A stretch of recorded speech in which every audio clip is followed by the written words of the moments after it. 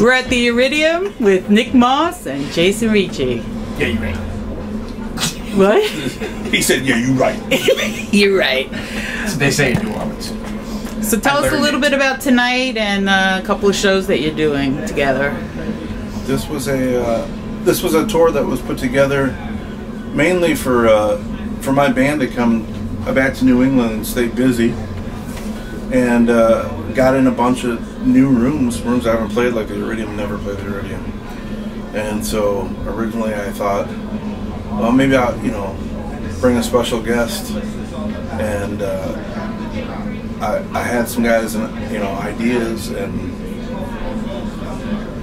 Jason just so happened had let me in on a secret a couple months back that he may be doing the Rock and Roll Hall of Fame, and as of now we know it happened because he just finished doing the Rock and Roll Hall of Fame induction. And I said, well, you know what, we're in Cleveland that Sunday before. It's perfect. And then Perfect I said the day right after, stay in Cleveland and hook up with us. So he decided that he would hang out with us for a week, and I had already put in a call to some East Coast friends to see who was available, and Sugar Ray Norcia was available, so I was like, well, we'll just do like a little old school review. Great. And, it just worked out this way, much to my joy, because I don't get to do stuff like this. I mean, we play a lot of dates, we play our own stuff, I love playing our own stuff, but man, sometimes, just getting a chance to play with other musicians and doing some different things is, some not different things, but older stuff that I haven't done in a while. I used to play with a lot of harmonica players, and I don't play with too many harmonica players these days, so it's kind of fun for me. I grew up backing up great harmonica players, so this is a pleasure for me. And you have a new project coming out? Yeah, we just finished recording a brand new CD with my band, and did like 27 tracks or 28 tracks. I can't even remember. I think we're gonna end up putting out another double CD. So. Oh, awesome! So and Jason's on that? Jason did record on a couple tunes. Well, I think the premise is we're gonna do. A few years ago, I put out a double CD where one CD was acoustic, more or less, a little older school. My old drummer who passed away, Bob Carter, he called it our Smithsonian project. With Cherry. Yeah. And then the second disc was more modern electric, Chicago style. And that CD ended up being named one of the top CDs of the decade by Blues Review magazine or something like that. Or one of the magazines named it one of the top CDs of the decade. And so maybe this one will be the next one. So we're taking this one. We did one group of songs that's pretty traditional, and one group of songs that's fairly modern, which is what we've been doing the last couple of years. Yes, And I figured we'll put two discs out and call it From the Root to the Fruit. It all came from that place right down in there. So. That's right. And then it worked out because just like a month prior to that, Jason was at my house, and I got to produce his new CD. Wow. Which was really taxing. No, I learned so much. For you. For me, I learned, I got the best band.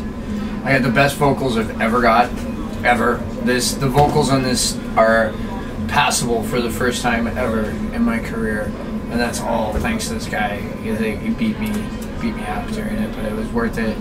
Now that it's over, and his level, he wasn't beat up. I was whooped. Well, see, I'm a sympathizer. Okay, I'm a sympathizer. Here's why. Because my very first album, I had Linwood Slim behind the glass, berating the shit out of me. Diction, motherfucker. Can I say that? Oh yeah. Diction, motherfucker. Open your mouth, goddammit. People want to hear you. He sounded just like I love Slim, God bless him. And he kind of helped me because I am not a good singer. I'm a passable singer. Now you're good. I'm okay. Next to Michael, I'm not. Michael's great. And there's some great guys, Sugar Ray Norcia up there. But I'm a good singer, and I know how to take what I have and make it passable and make it pleasant, you know, for the most part. That's what he did with me. And like Jason, I don't think anyone had ever taken the time to work because he's such an unbelievable harmonica player. And you know, sometimes when you have someone that's got like so much here and just maybe only here, they're like, well, let's just focus on that. Instead of like, well, hey, you know, we can actually help you on this side too a little bit. So grateful, like it's not even funny. And like also it was really incredible with the arranging too. So it was incredible. It was like the arrangements are amazing. It's really cool. You have to listen to people, and I like producing stuff. But I really only like producing stuff for people that I know something about. I've had people, hey, would you like to produce something? And you know, I said, well, I really don't know you that well, and maybe we could build a relationship over the years. Send me some stuff as you're doing it, and because man, I think it's unfair for someone to come in that really doesn't know you and say, I'm going to produce you and make you sound. Yeah, that's like someone else. Yeah, right. You know, I hopefully took the best parts of what I hear when I listen to Jason and helped him like go. Well, like you know, like your harmonica, like that. What I hear, the best parts don't need much. They just all I want to make sure is that they stay the best. In your vocals, like you have actually, what's the word I'm looking for? Timbre. The timbre of your vocals, I hear, has a really cool timbre. It's like, you know, some people don't have any. I don't feel like I have a good timbre, but you do in your voice, and maybe you didn't know where it should be.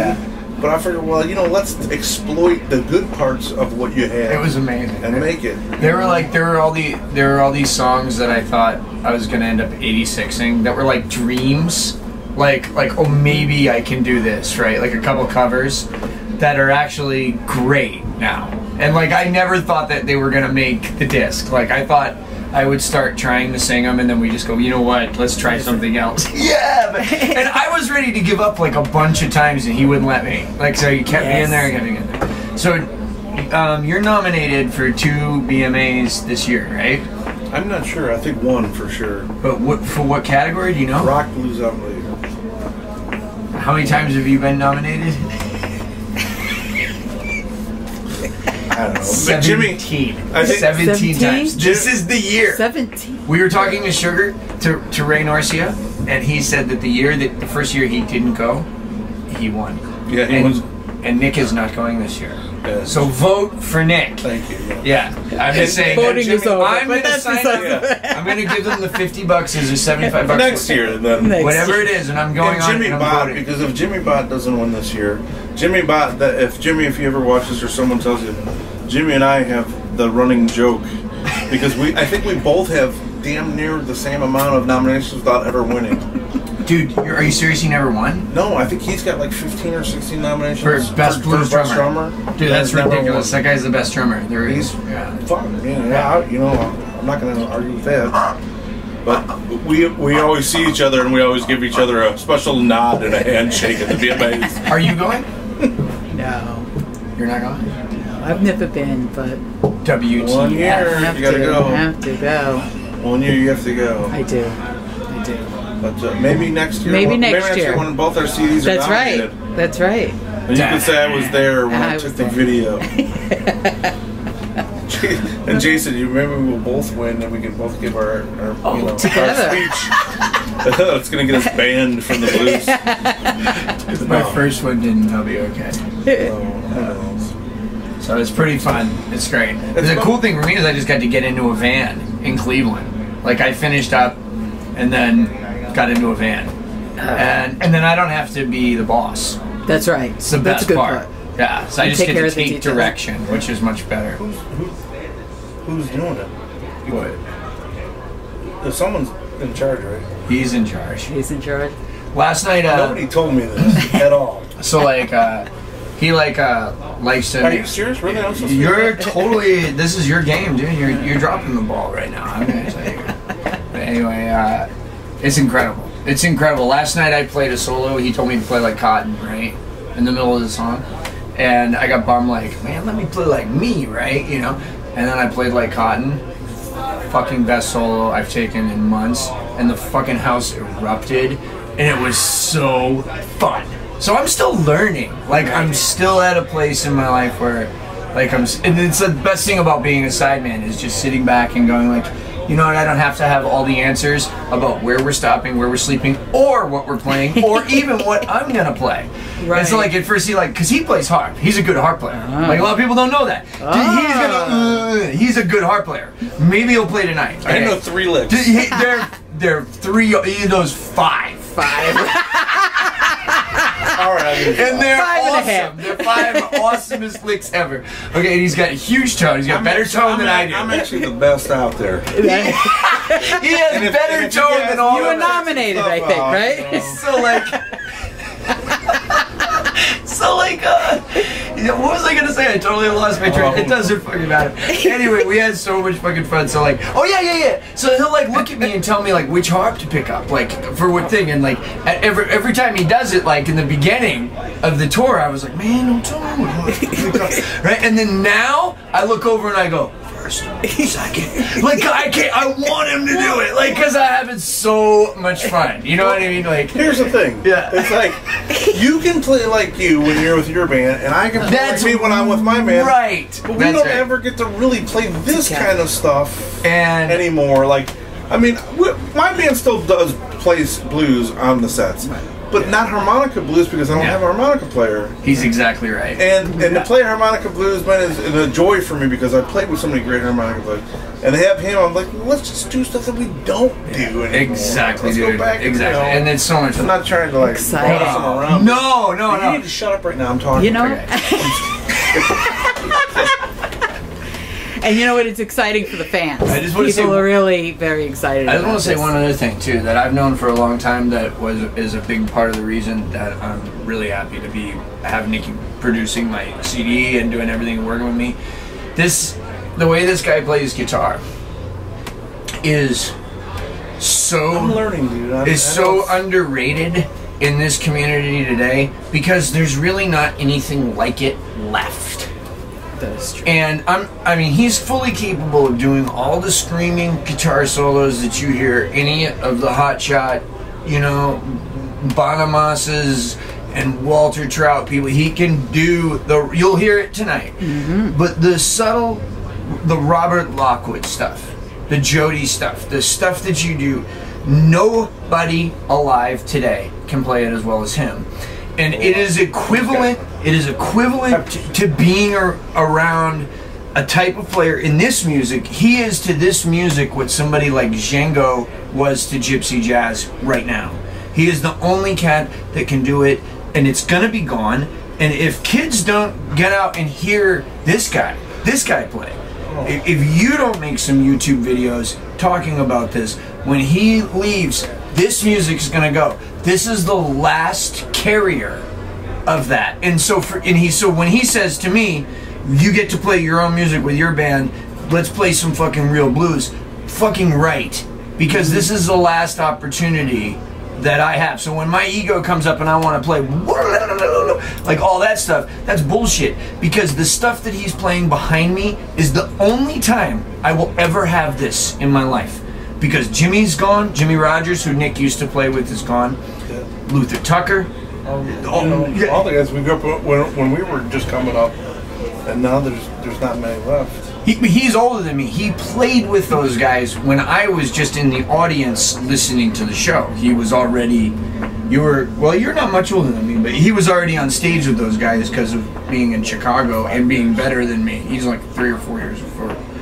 How old are you? 45. He's 5 years older. 4 years. But I appreciate that. Yeah, I think. Every word of that. Well, the thing for me is like, I don't know, Alex. I mean, I might not be a master at every one of them, but I know my way around many genres, and it's just because I enjoy so many different styles of blues, and different guitar players, and different derivatives of blues, including soul and jazz and rock and roll, and. I think a lot of people nowadays, a lot of guitar players, a lot of bands I hear that just get stuck in one kind of category, or they don't really ever change their sound too much. You know, I mean, that's up to them. What if that's what they want to do? But I'm so bored. I mean, you'll probably notice when I'm on stage that I turn and mess with my amp every song, or I don't like to have the same guitar tone on every tune. I just want to hear different things, and you know, I try to just serve the song. And if I'm going to serve the song, I want to know my history. And the best place to go is to the beginning, and especially for blues. It all stems from blues. Everything that Jason plays nowadays, because somebody gave him a cassette of Juke. Little Walters. Little Walter, and that all blossomed into what Jason is today. From someone said, you need to learn the song before you can get on my stage. Little Walter's Juke. And he had to go through a process of showing up each week, and the guy go, nope, that's not it. Nope, that's not it. Until he finally got it right, and then it all blossomed into the harp player that he is today. I still don't have it right. I still couldn't do it good enough. Yeah, well, don't call it tonight. No. Well, the same for me. And who were your influences? Well, the same for me is like, you know, when I was growing up as a little kid, my mom and dad were such music lovers. We listened to everything in our house, and you know, I just remember that the record that turned me like on and crazy as a little kid was B.B. King's Indianola, Mississippi Seeds. My mom played the shit on that album, and I just remember it was the first time I think I even asked my mom. Maybe I was 5 or 6 years old. I think it was the first time I ever even asked, who's that? You know, out of all the music that was played in the house, I love music, but I think it was the first time I stopped him, and it was because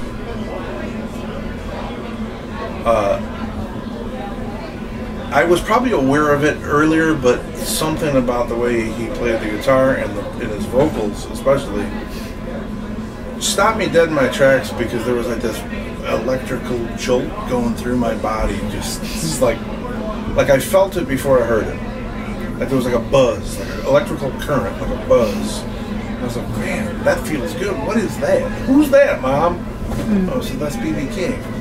So I remember when I first got a guitar, even, you know, growing up in the era of Kiss and The Who and Led Zeppelin, and I loved all those bands as I got older, the first lick that I wanted to learn was a B.B. King lick.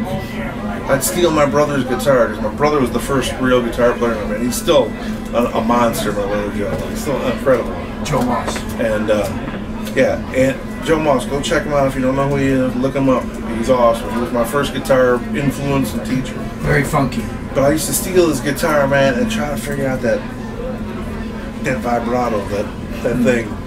And that just sneaking in and spending 2 hours just trying to learn, just that little lick, became like what I am now. And it's still, you know, I mean, I'm still learning. I'm still trying to figure stuff out. But I just you know, that's the beauty of playing an instrument, playing music, and playing with people that are like-minded and have the same passion as you, is that, you know, you can feel it. You know, like when you see those nature films of a tree leaf budding in the spring and growing to full, you know, in slow motion. Like, I can feel that when I'm on stage with someone like him, or someone of his caliber. Like when we're playing, and I've been playing for months, and I'm maybe stagnant in my playing, and then I get on stage with someone like him, of his caliber, that pushes me to play harder, or maybe in a different way that I hadn't been playing for. All of a sudden I can feel like this blossom thing happening. It's totally in my playing. It's totally mutual. You know, it's beautiful. Yeah. Thank you so much. Thank you. Thanks. Check us out. You know, nickmoss.com. Mooncat.org.